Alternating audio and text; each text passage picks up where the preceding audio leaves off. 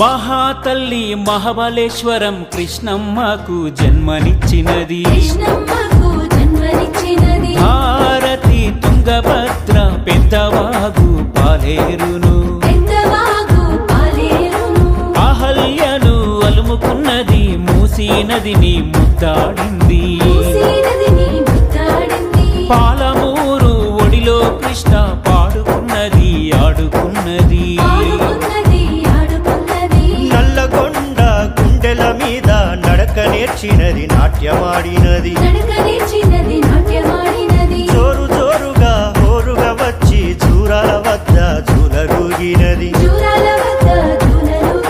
శ్రీశైలం మల్లన్న చూసి శివతాండ